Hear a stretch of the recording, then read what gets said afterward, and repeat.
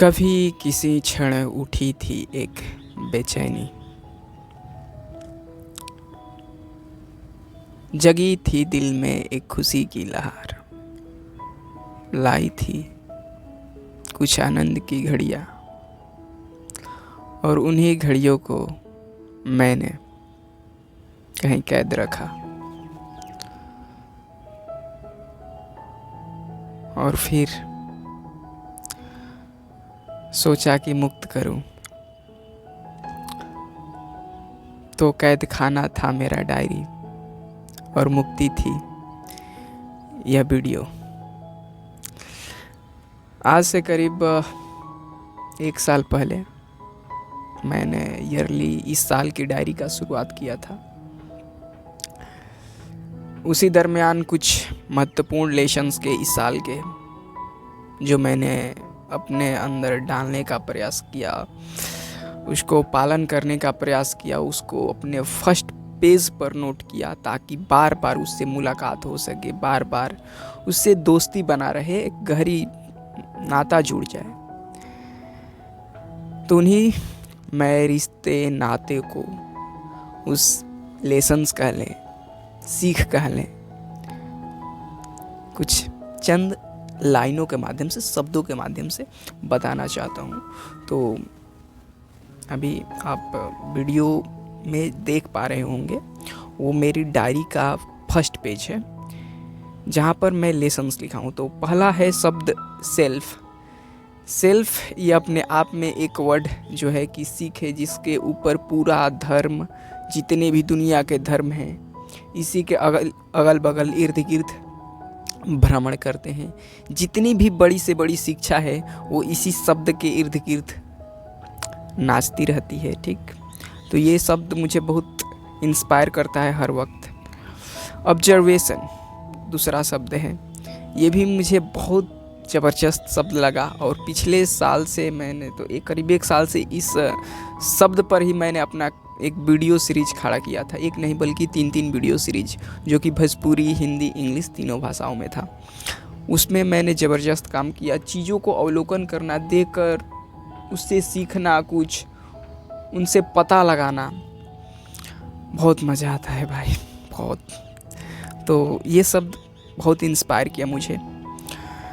अगला लाइन है, nothing is perfect. यदि आप खोज रहे हैं कि हर चीज़ परफेक्ट है तो बस खोजते रहिए और आगे भी ऐसा ही करते रहिएगा। ठीक, हाँ, परफेक्ट होना चाहिए, लेकिन एग्जैक्ट परफेक्ट तो साइंस भी नहीं कहता, वो भी 99 का ठप्पा लगा देता है। अगला लेसन है, चौथा है, यहाँ अभिनय करो।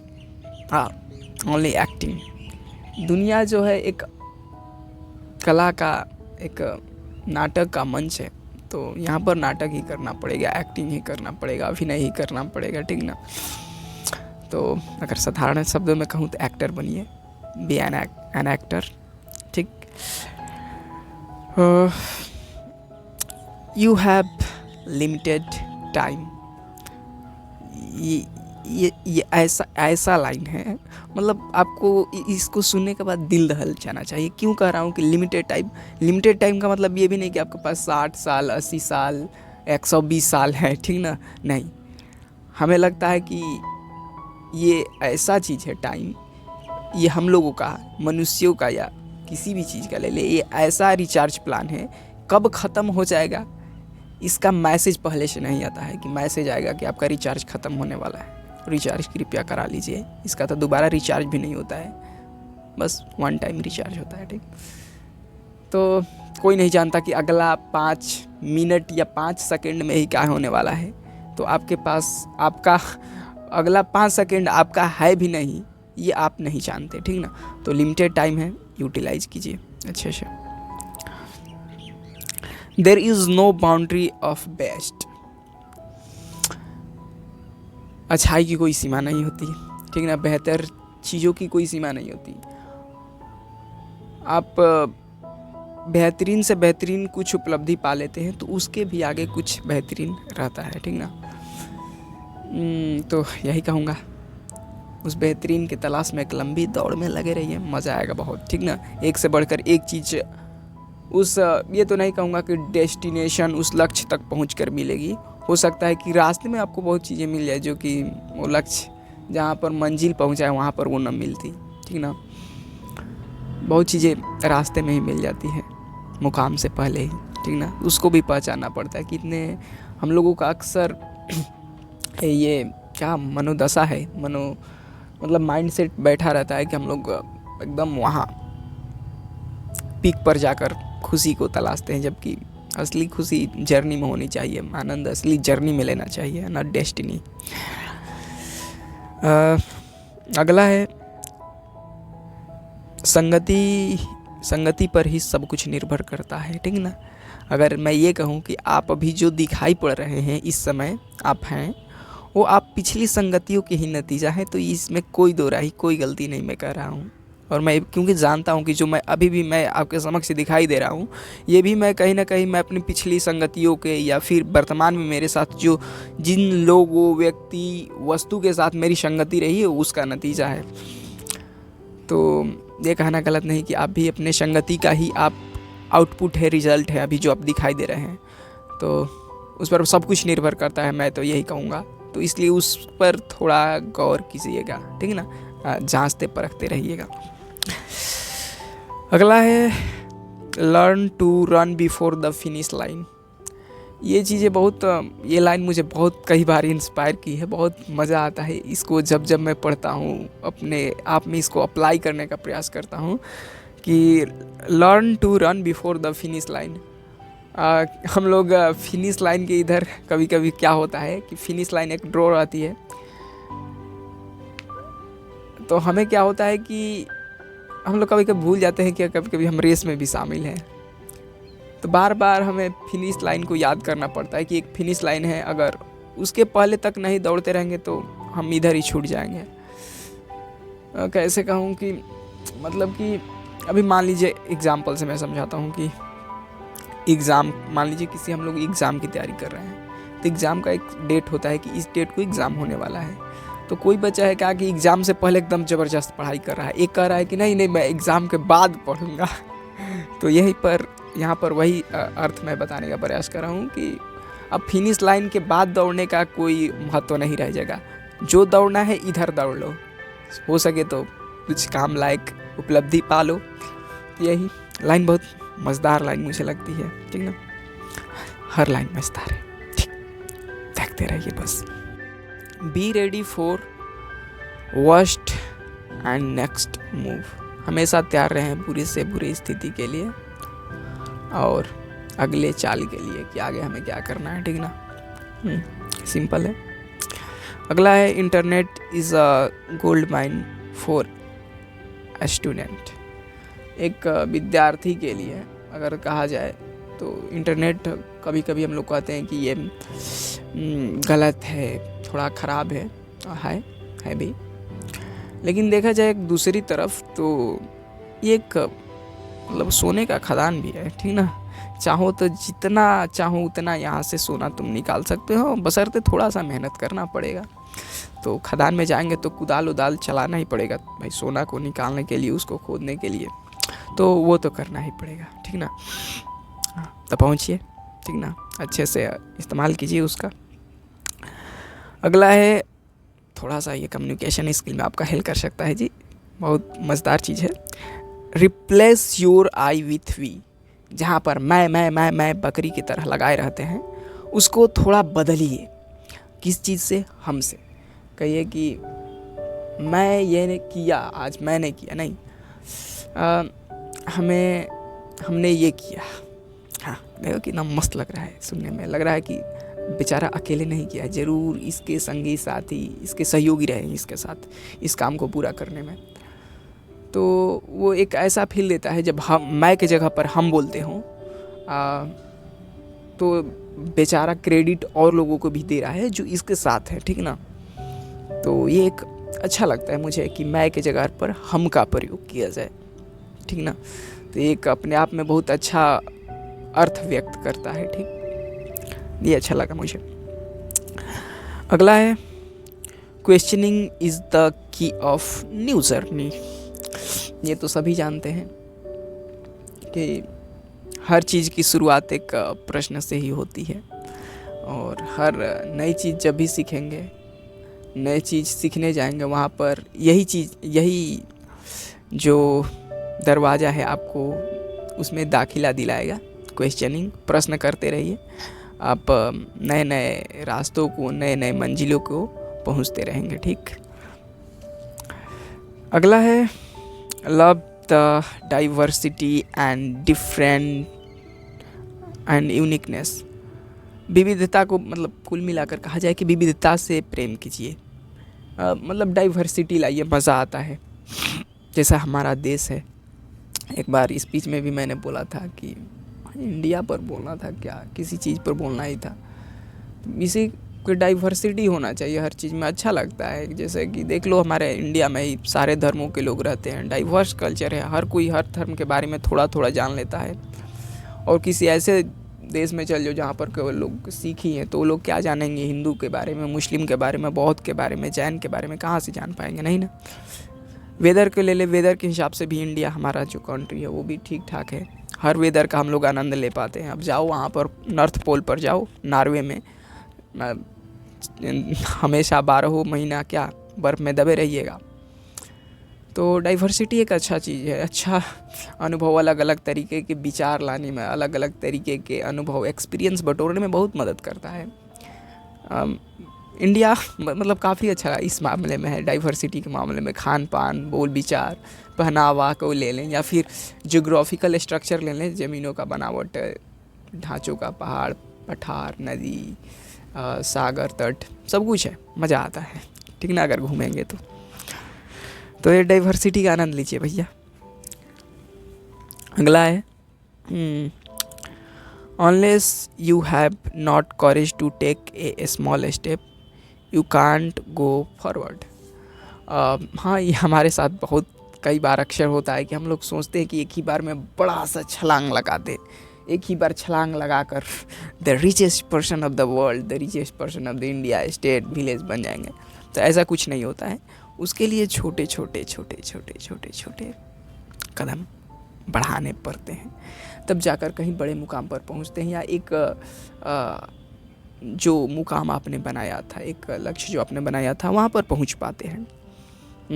तो ये मत सोचिएगा कि एक ही रात में कुछ चमत्कार हो जाएगा अचानक सोए सोए, तो ऐसा कुछ नहीं होता है। हाँ, सिर्फ सपनों में हाँ हो सकता है सपनों में। अगला है flow like a river, don't specify yourself. हाँ, मतलब अपने को बांधिए मत। मैं तो यही कहूँगा कि हो सके तो नदी की तरह बहते रहिए, बहुत आनंद आता है। एक से एक जगहों पर जाने का मौका मिलेगा। नदी कैसे चलती है, एकदम जाती है तो जब अपने आप पर आती है तो एकदम बांध वोंध तोड़ कर एकदम नदी कहाँ चली जाती है, गांव शहरों से मिलाती है, कितना अच्छा लगता है। हाँ, जो लोग कभी कई सालों से नदी से मुलाकात नहीं करने गए होते हैं, नदी उनसे मुलाकात करने आ जाती है बाढ़ के दिनों में, तो अच्छा लगता है। ऐसा अगर हम भी अडॉप्ट कर ले ऐसी आदत अपने आप में। यहाँ पर नदी की तरह बहने सा अर्थ है क्यूरियसनेस, उत्सुकता लाइए चीज़ों को जानने के प्रति। कोई चीज़ नया दिखा, ये क्या है जी, थोड़ा देखें, हाँ ये कैसा लग रहा है, ऐसा तो कुछ मैंने देखा था, अच्छा लेकिन ये दूसरा चीज़ है, हाँ ठीक है अच्छा है, बढ़िया। ओ तो अगला चल रहे हैं।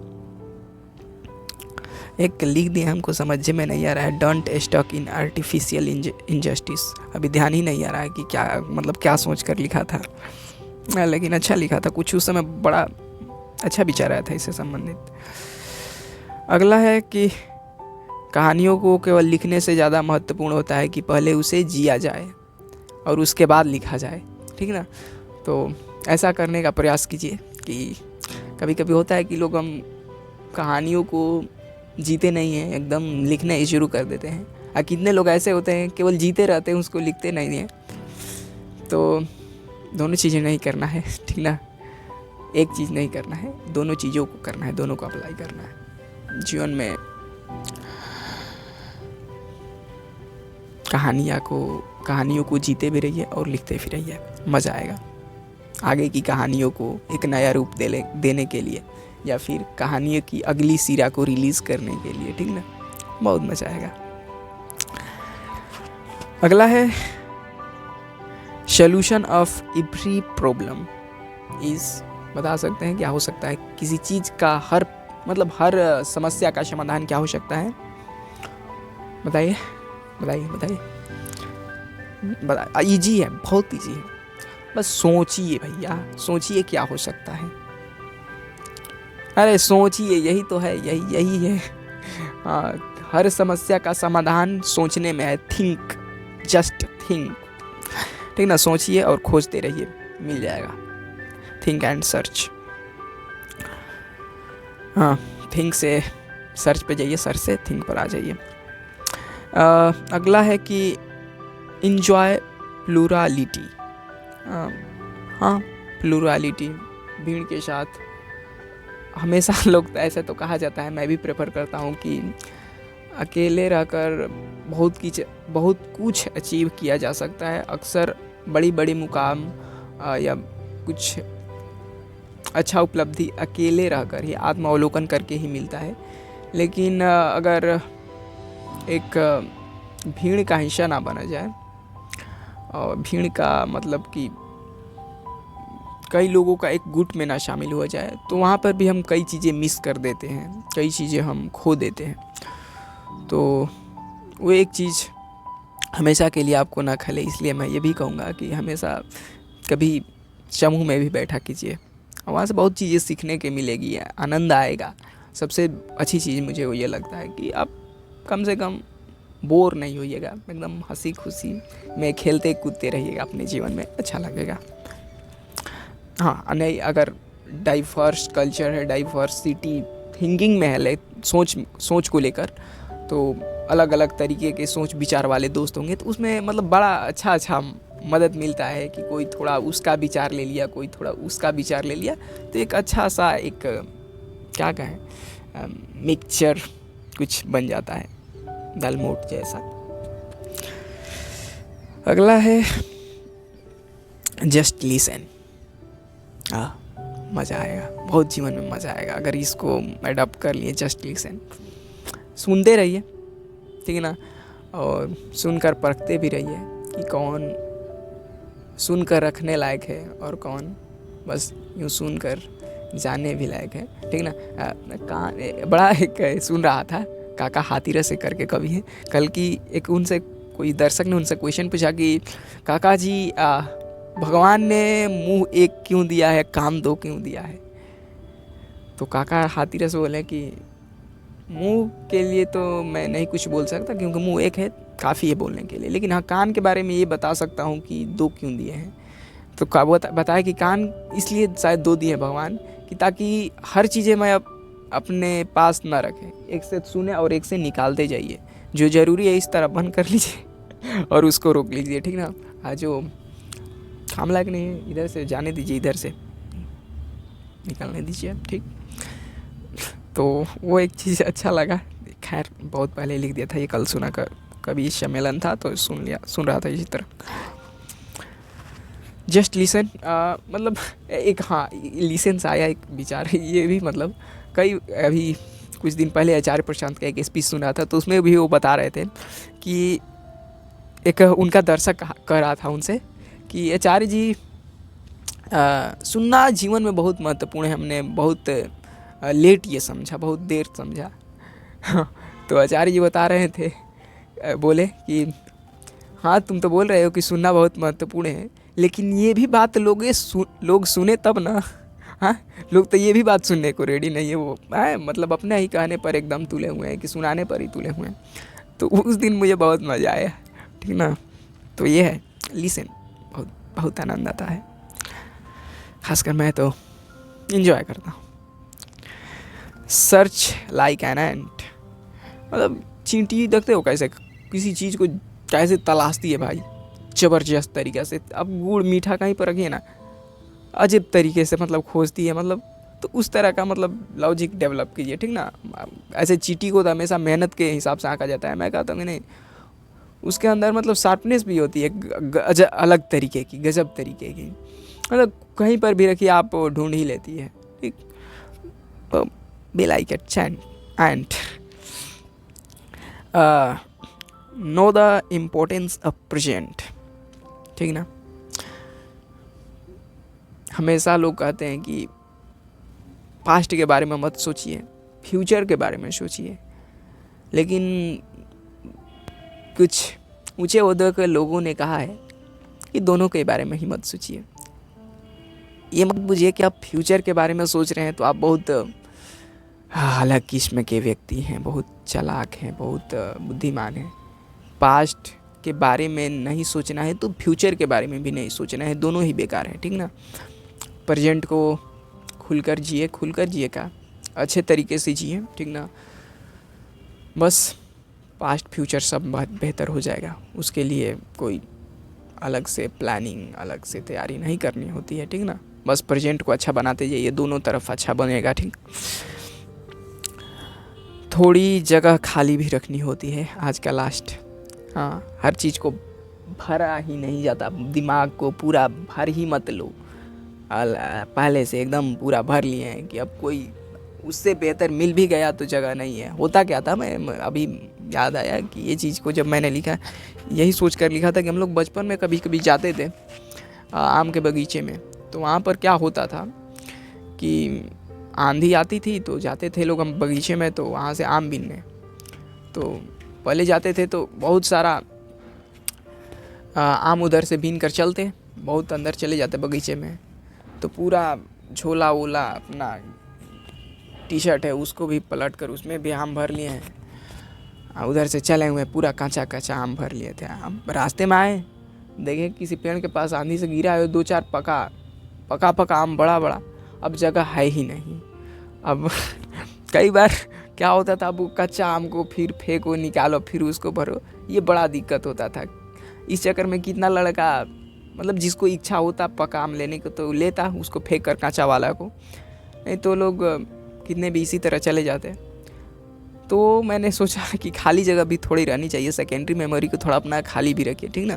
क्या पता और अच्छा इनपुट आउटपुट कहीं से मिल जाए, तो उसको रखने के लिए कुछ खाली जगह रखिए अपने दिमाग में या अपने जहन में, ठीक। तो आज के लिए धन्यवाद, चलते हैं चले ना, हाँ ठीक है चलते हैं।